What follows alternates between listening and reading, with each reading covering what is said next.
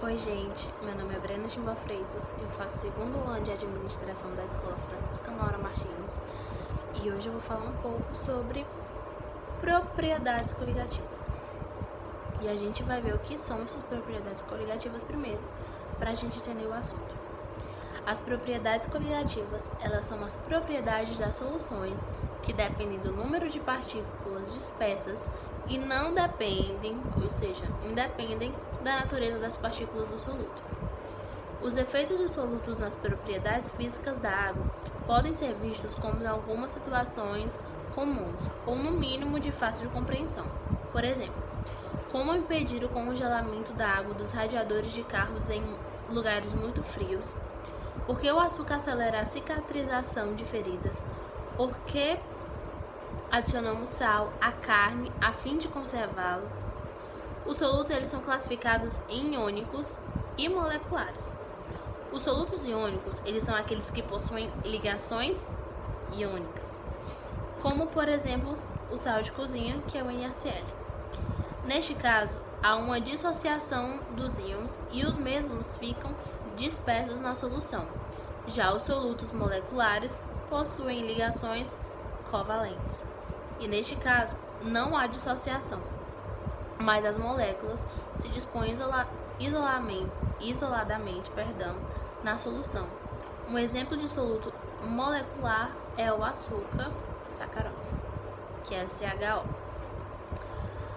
As propriedades coligativas, elas se dividem em ebulioscopia, tonoscopia, crioscopia, pressão osmótica e só. Agora eu vou explicar um pouco sobre cada um. A ebulioscopia. Esse fenômeno ocorre, por exemplo, quando adicionamos açúcar na água do café que estava prestes a entrar em ebulição e ele retarda esse ponto de ebulição devido à interação com o solvente. Em outras palavras, a ebulioscopia consiste no aumento da temperatura de ebulição, ou mais especificamente, no aumento da variação da temperatura de ebulição devido à presença de partículas do soluto não voláteis. A fórmula usada para esse cálculo é ΔTe igual a TE2 menos TE, onde TE é a temperatura de ebulição da solução e T2, temperatura de ebulição do solvente.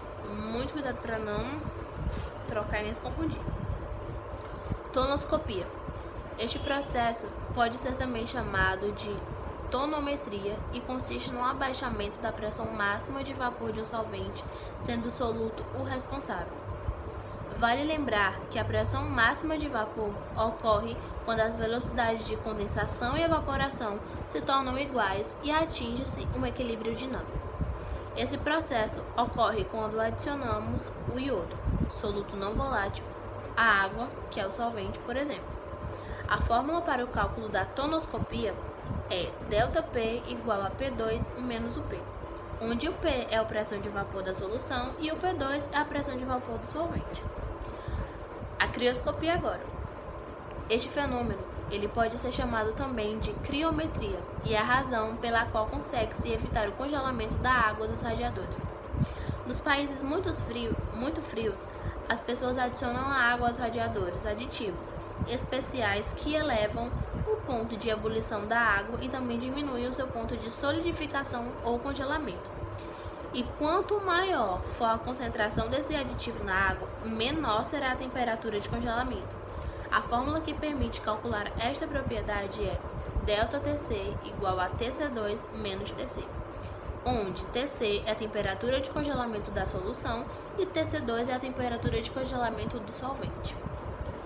Pressão osmótica.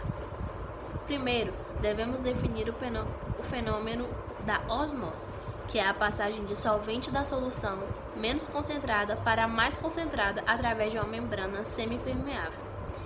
Isso ocorre, por exemplo, quando deixamos feijão de molho antes do cozimento. Podemos notar que os órgãos do feijão ficam inchados, realmente eles ficam mesmo. A pressão osmótica é a pressão que deve ser exercida sobre a solução a fim de barrar ou dificultar a passagem do solvente. E a equação para esse cálculo é a molaridade vezes a constante dos gases e a temperatura, que tem que ser em Kelvin. Não pode ser em outra unidade, tem que ser em Kelvin. E foi isso.